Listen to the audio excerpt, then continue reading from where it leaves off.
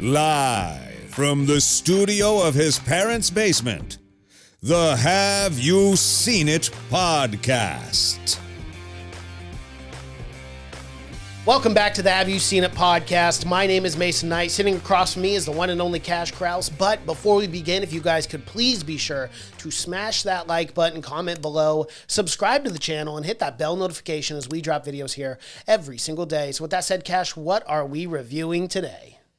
Well, Mason, this is the moment our lives have been leading up to. It's all accumulating right here, right now. I don't know if you know that, but this is slightly dramatic. This is the biggest day of your fucking life, without a doubt. I know you said a wedding. You know, I did. Meant nothing. Absolutely nothing. Trust me. I think it might be the most important day in your life. Yes, you're a pretty big Dune guy. Yeah, we are finally. I can't believe it, but we are finally here. Dune is out, and I saw it. I witnessed it with my own eyes. Did you see it in the theaters? Yes, I did. Was it great in theaters? It was so fucking good, dude. I saw it. So we're doing Dune today. We are. Dune 2021. 2021, yeah. You can go check out our 1984 review of Dune. Yes, David Lynch's on our Dune, channel. Yes. Which we love. Fun stuff. We loved it. Fun stuff. But yeah, I watched it in the theater, and I would definitely recommend going to the theater because when they do the voice, you know, the voice when he says it, literally the entire theater fucking shook. Really? He did that voice. Yeah, it was fucking awesome. They have it probably in the Dolby Atmos theater, too. Oh, yeah, baby. Yeah, of course, the big screen, yeah. But IMAX is what everyone's saying is where you got to go and see this. So I might have to go and find an IMAX theater to see it also. Is there any around us?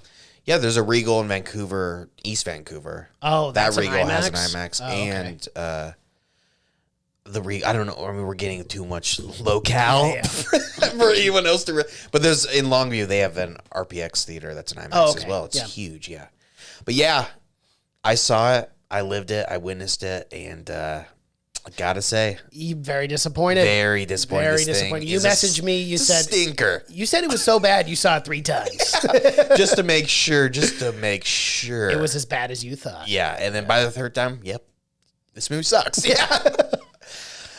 No, I loved it. I truly do think it's the best possible movie version of Dune that you can make. Yeah. It's directed by Denis Villeneuve, which is one of my favorite current directors for sure. But what he was able to do by telling so much fucking story in just 2.5 hours without the inner voice from the original 1984, without the inner voice without monologues. The constant exposition dumps explaining what the fuck's going on. Well, he explained it really brilliantly, I thought, you know, with Paul and learning, you know, obviously about Arrakis and all these different things and the Freeman, I just thought it was great. I thought it was great. And it taught people who maybe necessarily did not read the book and had no idea about Dune, you're able to get those casuals in to watch it, to understand the story and be compelled by the story. Oh, for sure. Yeah, I don't, even though I have read the books, I felt like when I'm watching it that I could not have read anything and still have been easily able to follow what's going on. Well, my it's wife, not overly complicated. Yeah, my wife didn't read any of the books or anything, and then went through the whole film. And I was asking her, "Hey, do you get all this?" Just to make sure. She goes, "Yeah, this is really good." Yeah, I was so fucking I wanted an 8-hour, just like an 8-hour docuseries on like how the entire world of Arrakis works, like the mining and like the logisticals. I wanted all of that because when watching the film, you felt everything had a practical like history and background. Like Denis, he definitely fucking knew. Like there was a system. I'm sure there's pages written about how the mining works on Arrakis, and I just wanted more of it. I was so much more invested in this than I was the Trade Federation talks in Star Wars. I mean, like it's similar things, you know. It's science fiction politics and production, but was so much more interesting to me in this movie than it was in Star Wars with the Jedi. Well, I love the politicalness in this fucking movie. Yeah, it's really good. It's really well done. Yeah.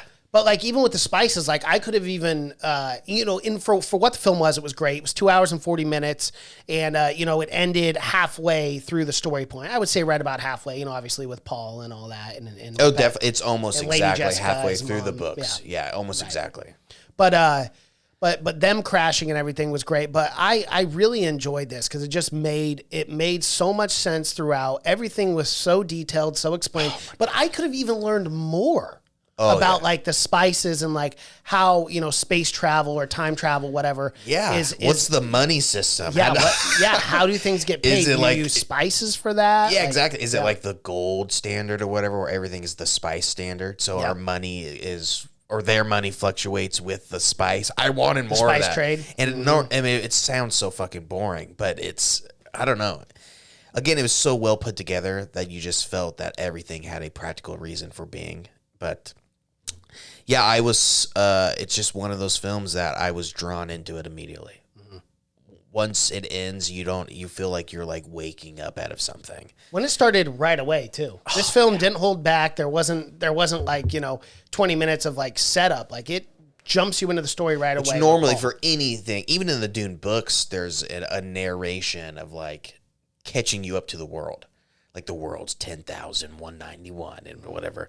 But like you said, it dives you right into it. Within the first 5 minutes, we learned that Lady Jessica, which is Paul's mom, birthed an not illegitimate, but she was only supposed to birth girls. Being Jesuits can only birth girls, yeah. And in being a Bene Gesserit, she wasn't allowed to birth a male, but she did because Oscar Isaac, it's slipping my name now. What's Oscar Isaac's name in this? Duke Leto. Duke Leto, duh. Of course. The father. Yeah. But he really wanted a father, and she wanted to bless him with a son.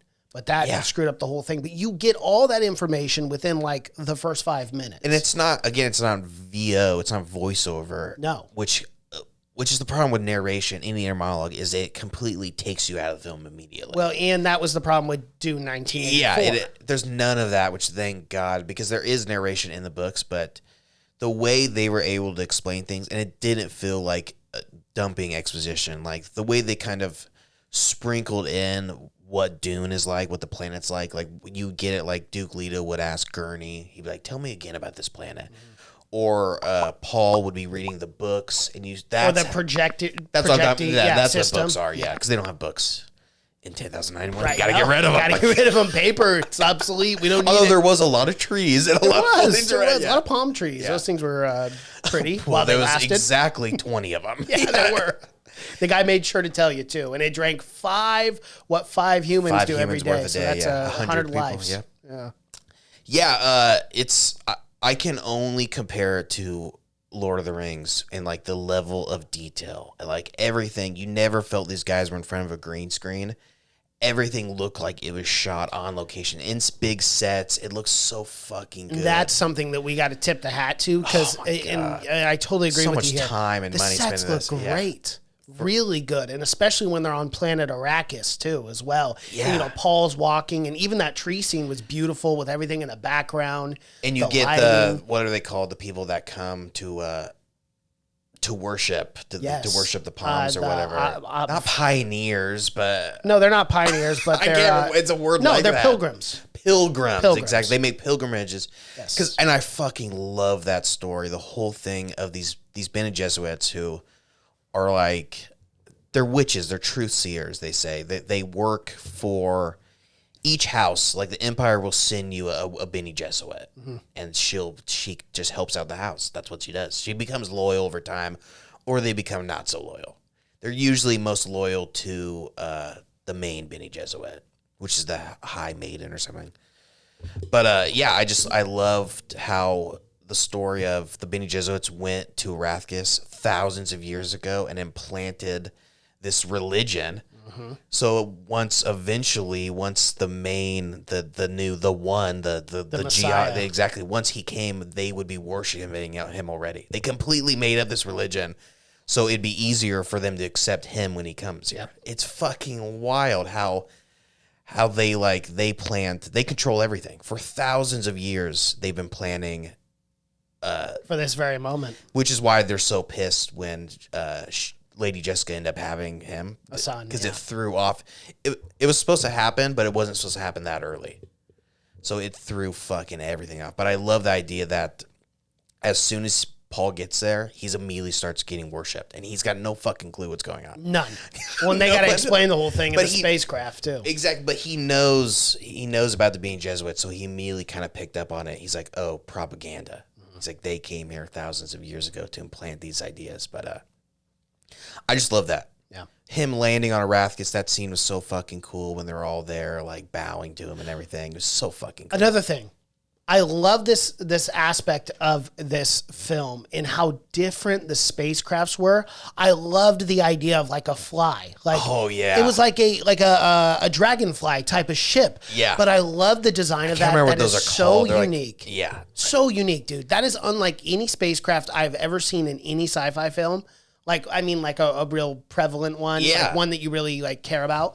I love the design of these ships, man. They looked awesome. I know, and that element is probably the most sci-fi of Dune. Dune is like known as like a soft sci-fi because there's no computers, no androids. Literally, there's no computers at all. Well, and still hand-to-hand combat as well. Exactly. So it's like it's very, but those spaceships are like the most sci-fi element. And like how they travel through space too. They got to go through that giant tube or whatever to get there, and it's very expensive. They even say how much it is for one travel, which means nothing. But again, I wanted to know more, like about the prices. Like how much is this? Because at one point, Harkonnen, he says to get that whole army there, it was 60 years of mining. That's crazy. And they had only ruled for 80 years. Yeah. So it was 60 years to buy that army and get them there. I mean, that was the big risk, but let's talk about the casting. Okay, good, because that's where I wanted to go. I thought they fucking killed it with this casting. Oh my God. Let's start from the top of the bill. Timothée Chalamet, first and foremost, love him, hate him. He definitely looks like a trust fund kid. Yeah, definitely. Sure. He definitely looks like one. But you know what? Like, I'm okay with it when you're a really good actor. And Timothée Chalamet is a really fucking good actor. The Gum Jabbar scene is always the scene that's whenever anyone thinks of it's going to be the hardest scene to act in. Mm-hmm. Because, I mean, as an actor, you're just putting your hand in, and then you have to literally manifest. Look like it's the worst. And I thought he did. It's so easy to go over the top there, and I thought he did such a good job of keeping it subdued, but still looking like he was going through an immense amount of pain. Like the worst pain ever. Right. Not just physical pain. Well, and he even teared up, and those tears looked real. It looked authentic, and that's what Timothée Chalamet knocks it out of the park, man. He is a natural-born actor, and he does look like a trust fund. He absolutely does. He looks like he'd be the douchiest fucking kid in the world, which, I mean, probably not. Maybe no, he's probably a nice guy, but phenomenal actor. Oh, my God. You can't. Yeah, no matter what you think about him, you cannot... Can't deny that. No. All right, let's go down. Let's go to Rebecca Ferguson. Rebecca Ferguson stole the show, in my opinion. She can cry. That chick knows how to fucking cry, and she cries a lot in this. I was so impressed with Rebecca Ferguson in this. I absolutely love her as Lady Jessica. I don't think you could have cast this any better. Well, I love Rebecca Ferguson in fucking everything. Well, she is. I mean, for me, she just came on the scene so fucking hot that everything she's in, I fucking love. She stole the show in Dr. Sleep too, as Rose the Hat. Absolutely, she fucking stole it. Every scene she was in, man. And in this, it's like her and Timothée Chalamet. And that's first and second build. Mm-hmm. She's in a ton, and she fucking kills it because she is constantly in pain through this film. Yeah, because she's being pulled from so many different directions. She's got to raise this kid who is becoming super fucking powerful every day. Every day he's becoming more and more powerful, and you can see that it's fucking scaring her how powerful he's become. So she did a great job. Oscar Isaacs did a fucking great job. That's Duke Leto. That's a hard role to play because in the book, everyone knows Duke Leto's gonna die. Even Duke Leto knows he's gonna die. It was so funny when we did the trailer reaction and we brought up Duke Leto dying. Some guy in the comments was like, "Wow, thanks for spoiling the whole film for me." And if you read the book, I think it says within the first few pages, Duke Leto knows he will die on Arrakis. For sure, it's a death wish to go to Arrakis. It's a death wish, And to take Arathis from the Harkonnens, who are the most vile race of... And violent. Oh, yes. Absolutely, yeah. So he knew he was going to die. But that's something they don't play into a lot in this film, is him knowing he's going to die. It's much more of like a kind of a mystery, but it's well known throughout that he's going to die on Arathis. Well, I mean, and not to spoil the second movie, or if you haven't read the book, whatever, but there's a reason why he dies. And well, actually, he dies in this film. What am I talking about? Yeah, no, he doesn't. Yeah, he does die in this one, yeah. Yeah, he dies because of Dr. Thanks Yui. Hewitt. Yeah. Yui, whatever. Yeah. Yui, that's one more character that we could have had a lot more time with. That was one thing where I would have liked I know, because there's so much to get through. And again, this film is almost 3 hours long. Yeah. It's almost 3 hours long, and you still had so much to get through. But I would have liked to see that development a little bit more, especially like he's with in his the book wife. a lot. Yeah, he's in the book a lot, but because he has a really close relationship with the Atreides. You know, it's a personal doctor, and you see it in one scene when he's about to go to the Gum Jabbar, and Huey kind of tells him what's going on. He's don't trust anyone. You know, not even her, because your mom says. But yeah, he's in the book a lot more. And portrays, he's literally the one who portrays. Out of all the people to say not to trust anyone, no, I'm not going to trust you, Dr. You're going to kill my father soon, you dickwad. But yeah, he did a great job. Josh Brolin as Gurney. He also, everyone I can say stole a show for me. That scene when he sneaks up on Paul, when he's got his back to the door, and he explains the Harkonnen, they're beast. He freaks. It's so fucking good. That was something that I actually enjoyed quite a bit. Is they took direct dialogue, the good parts of the dialogue from 1984, absolutely, and implemented it into this film. Well, they just took the good parts of the dialogue from the book. Right, right. Yeah. But I mean, necessarily, like, just watching the film and both films back to back, like, I noticed that contrast right away. But like the knife scene, when Gurney and them are fighting, and he goes, "Oh, he's for real." And then the shields, I've got so much better. And he goes, "Look down." Yep, exactly. Yeah, that's a big part in every version of anything. Right. Yeah, exactly. But yeah, the shields, so much better in this. Oh my god, so much better in this than 1984. They're not giant blocky people. Yeah, it looks so much fucking better. But yeah, Josh Brolin, amazing. Yep. Unfortunately, had a quick demise in this one, but he did fucking awesome. But I gotta talk about the highlight for me was Skarsgård as Harkonnen. I wanted so much fucking more time with Harkonnen. We'll get more time in the second film. I hope so. Yeah, I definitely do. But I was worried he wasn't going to be big enough when I first saw him in that trailer. He's pretty massive in this. And the anti-gravity suspenders. Yeah. Oh, they did great. It looks so much fucking better than I would have ever imagined. Having them like implanted into him. Oh my god, dude! I know, and that reveal was kind of cool too, because like I had no idea how they were going to do that, and then you get, because he's coming out from his bath, if you want to call it a bath. I don't know what the fuck that thing was, but he's coming out, and then the camera slowly moves and turns, and then you see the suspenders on his spine. Yeah, and he does really cool. He pats his head back. He's in a steam room or something. Yeah, I don't know. Because he's in a mud bath later on. Mostly he's bathing in this because he's a disgusting, fat, sweaty man. So a lot of the time you were seeing him in some kind of bathing form. Yeah. But he fucking killed it, man. He did such a good job. Very menacing. Like, again, human but alien-like. He's not human at all. He only wants one thing. It's to kill and to control the spice. Mm-hmm.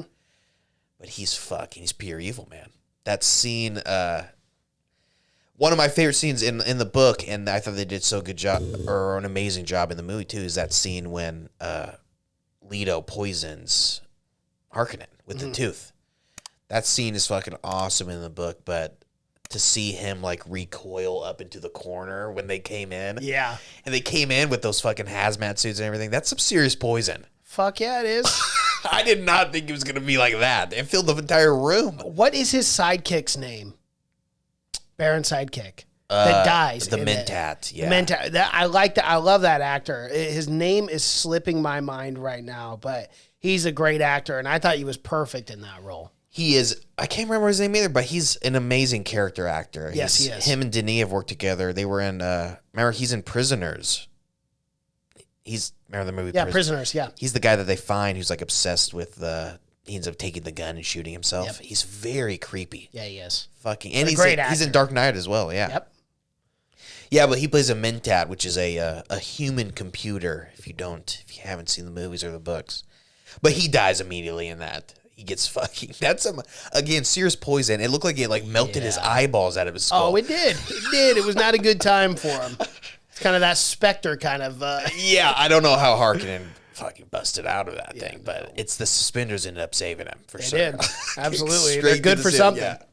But I love that scene. I love the scene. Just the visuals in this fucking movie are fucking incredible. They are. The scene really when he's in that weird mud bath and like you can see like the poison being expelled from him.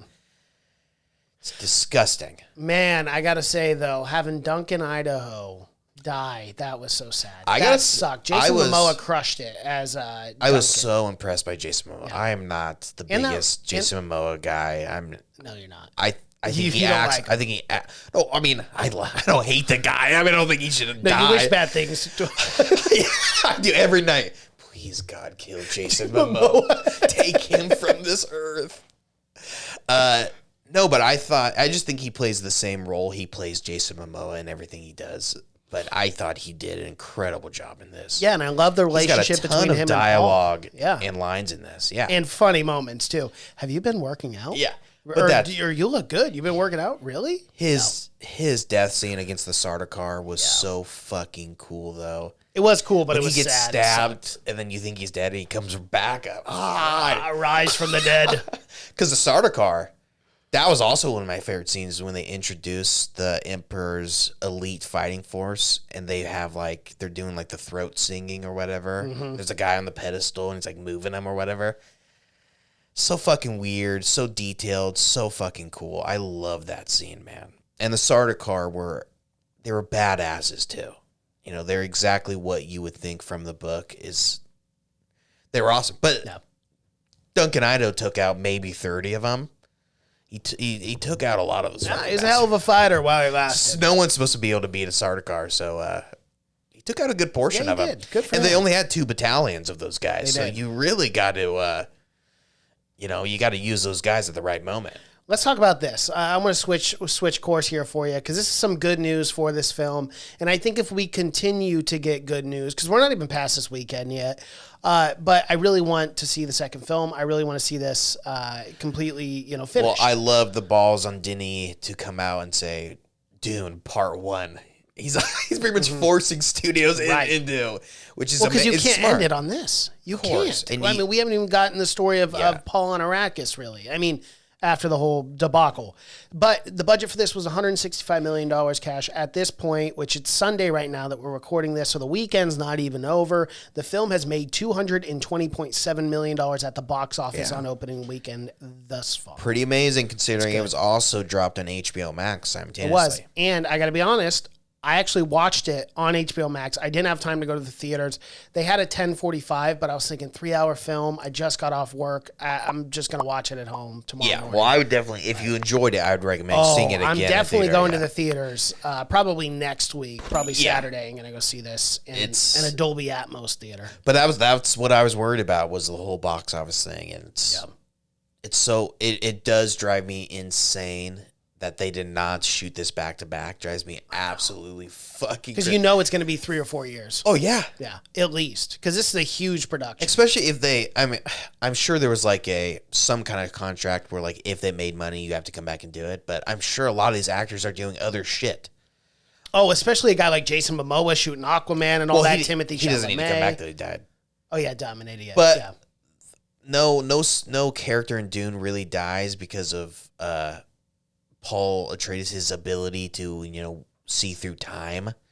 So you get a constant flashbacks through all those guys. As of 3 days ago, there's no set release for part 2 is not confirmed. The sequel does not have a release date. Yeah.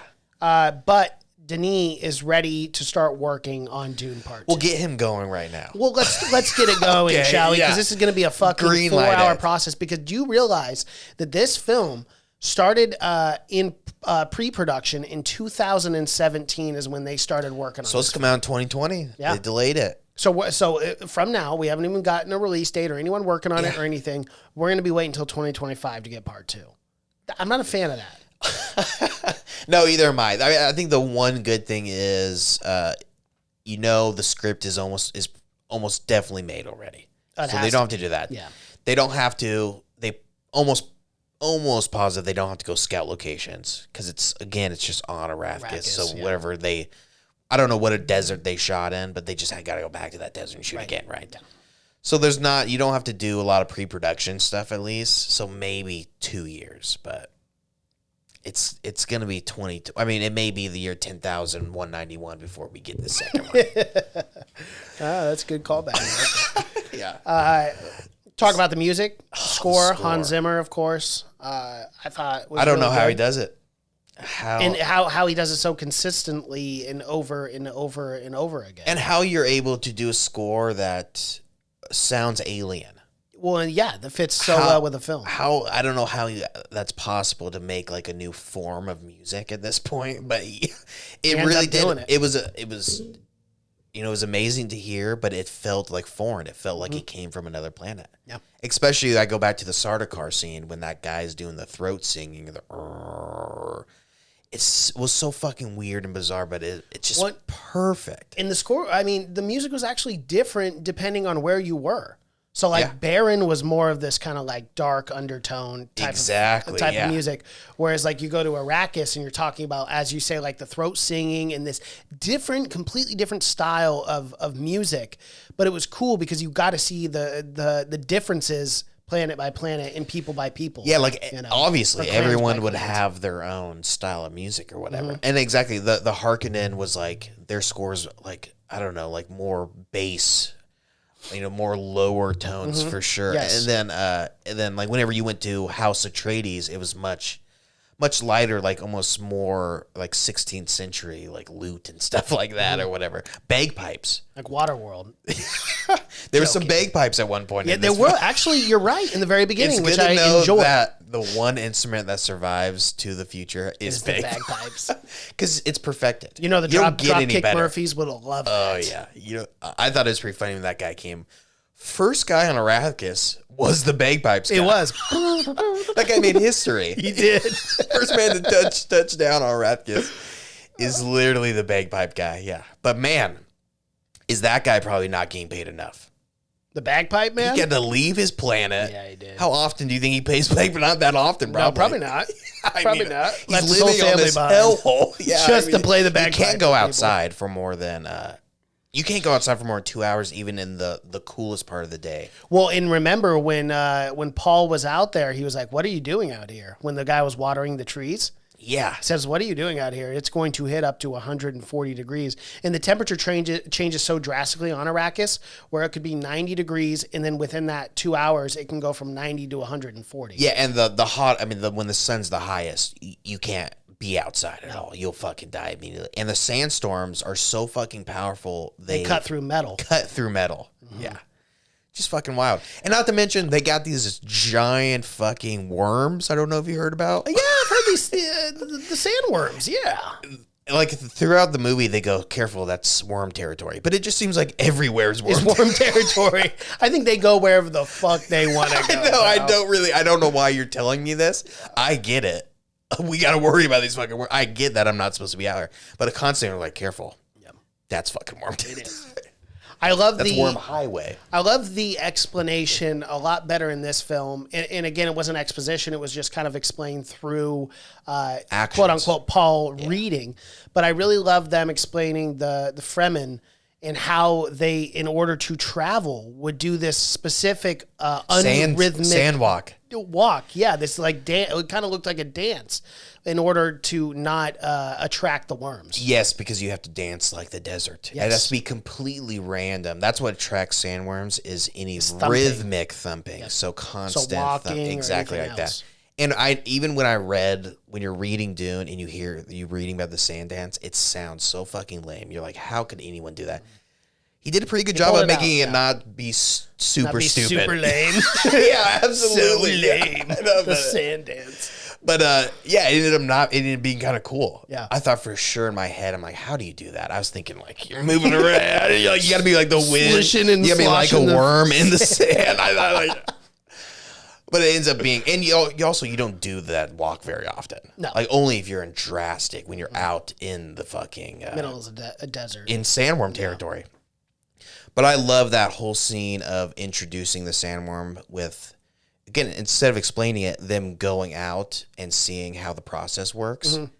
And then that was the also giant- in the book and also in the original film as well. But you know, obviously, and the cast or the crew difference was 26 to 21. Did you notice that different? Because they were putting 7 people on a yeah, because they had to, yeah. Mm-hmm.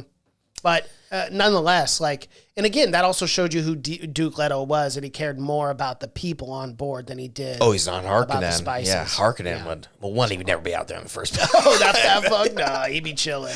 Yeah. He'd have his cousin or his And nephew. you could never fit 7 guys on a ship if he was on on You it? could fit 3 guys maybe, tops. But yeah, I love that scene because it also introduced us to Dr. Keynes, the ecologist who they send out there, was sent from the Empire but has been on Arrakis for 20 years, and she's practically a Freeman at this point. That's a long time. Yeah, in the book they almost kind of worship her. Well, in the book it's a guy. They gender swap it in this, but I think it makes more sense for her to be a girl because she's married to a Freeman soldier who's a guy. I mean, he dies, but yeah, we get that introduced. But I love when the She also had the blue eyes, didn't she? because she's more Because Freeman. she's more Freeman now, yeah. And you realize that because she ends up helping them escape at one point. But when we get introduction of the worm and it eats the giant excavator, whatever, That was cool. it was cool because she kind of gives a prayer because the Freemen worship the worms. But no one knows that because no one has ever bothered to learn anything about the Freemen. They don't care about him. No one knows. We got to preface, no one knows how they live. No one knows where they are. No one knows how they get water. No one knows how big their civilization is. Later on, we figure out that they are fucking huge. They have labs. They're much more advanced than what you think. Very advanced. It's just it's all hidden, and there's these troughs of Yeah. like giant pools that they have. Exactly. And they have deep root systems. And they made the thumper thing and the sand divider or whatever. So they're super fucking, and I don't want to spoil too much, but you'll get more where you realize that they're doing their own plan. It just irritates the fuck out of me that we're not going to get part 2 for 3 or 4, because I'm so fascinated in seeing how they're going to do it. Because they pulled the first part off of the book so well that I really just want to see how they're going to develop the second part. Because they really only touch. That's when it gets fun, too. Only touch the surface on so many like Dave Bautista. We barely got him. Yeah. He's gonna have He's going to have a much as you bigger said, role. Absolutely. role. We barely got him.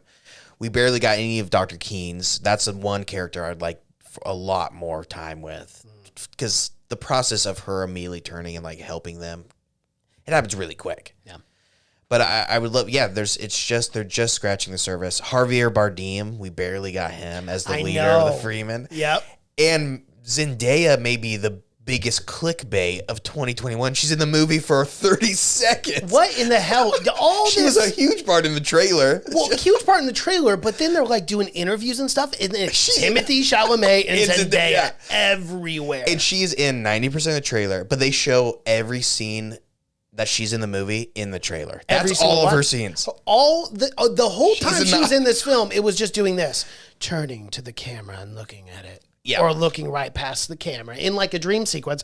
And that's not her fault, obviously. That's how the script was written. But still, they did definitely. Well, that's how it is in the more. book, though, too. You don't get an introduction of her until.